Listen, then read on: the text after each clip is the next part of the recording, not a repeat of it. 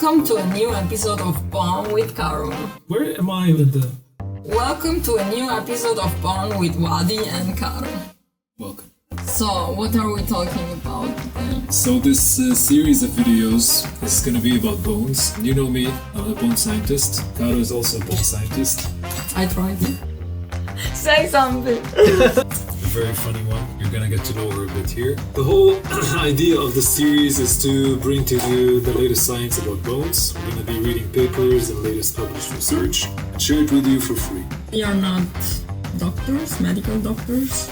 Oh yes, this is not a place to get medical advice. But since we're scientists, we develop implants for bones. We study the medical side of bones as well. The cool thing about it is that we present it in a short period of time. So you don't have to go and read the complete paper. You basically watch a short video and you get the information of the latest research. We're gonna also attach the papers that we read and we share with you in the description below under each video.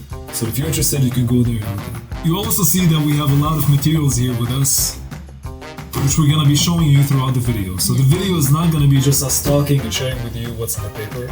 It's going to be also bringing some of the materials which are described in those papers and actually showing them to you. So, bone. What is bone? So in section 1, we see that they wrote that the most important inorganic phase in bone is hydroxyapatite, C8N-PO460H2. But they say that it also contains some impurities, ions basically. Obviously there are also more impurities, not just these. Yeah. But it depends on multiple factors. Now what does a hydroxyapatite look like? This is an example of a hydroxyapatite. I'm gonna open for you.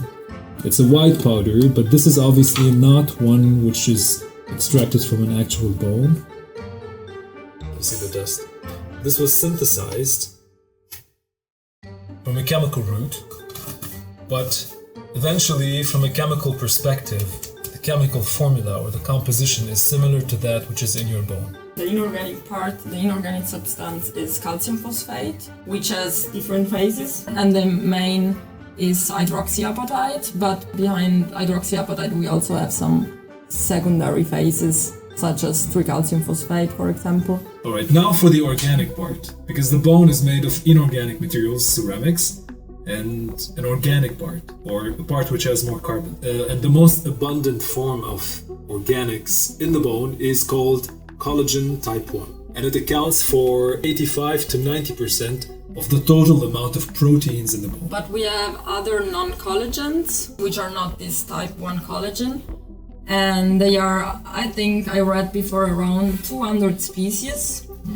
So it's really a lot. For example, we have osteonectin, osteocalcin, fibronectin. Like fibronectin is very important, for example, in the formation of biofilm. These are the organic substances in our bones. Then, of course, we have the cells. Yeah, this is where the story gets exciting. When we are born in our moms, of course, we just have some progenitor cells, which then differentiate into all the tissue in the end which we have. So we have of course some osteogenitor cells, and then they develop into the bone cells, which are osteocytes, osteoblasts and osteoclasts. So the osteoblasts are the cells that form the bones. How do they do that? Osteoblasts can synthesize and secrete bone matrix and participate in the mineralization of bone to regulate the balance of calcium and phosphate ions in developing the bone. So you see here they mentioned two roles for the osteoblasts. First, to secrete a certain material, which is the bone matrix, and second, to participate in the mineralization of the bone. And by mineralization, they mean the release of minerals and ions to ossify or to create the bone material out of the cells. The diameter of such osteoblasts is around 20 to 50 microns, so they're pretty small. They usually have different shapes. They can be cubic in shape, they can be flat, they can be cylindrical. I think this depends on multiple factors in the body. Some of these factors are internal, but some of these factors are also external. So if you fracture a bone, if you break your bone, a huge release of hormones and bioactive substances starts, and this initiates the formation of a large number of osteoprogenitor cells. These osteoprogenitor cells then differentiate into osteoblasts that then kickstart the formation of bone. You have the bone, the new bone formed, and then you have a lot of osteoblasts which are in a monolayer on that.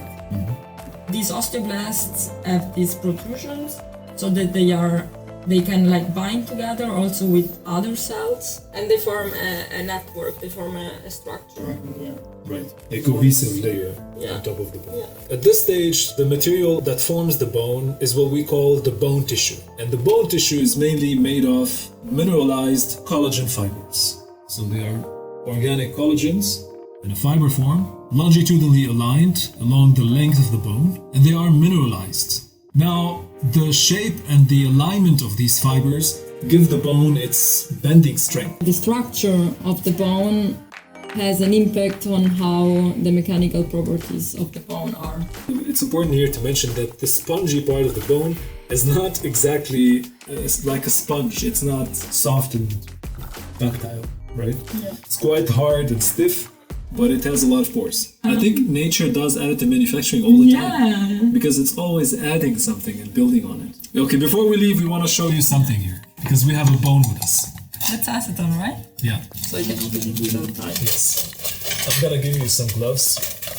Woohoo! So this is a bone which was soaked in acetone overnight. Acetone is an organic solvent. Ooh. You can see a few things, right? Yeah, because I remember when we had it last time, we had here this part, it was like super soft. And like there was some glue on it, and now we don't have any of that. Yeah. This means that the acetone dissolved the articular cartilage on the surface of the bone. And we can see that the fat here, it got super hard. And we can see the pore structure. Yeah, it softened it. Do you believe me now that there's mostly fat inside? Yeah. Ooh.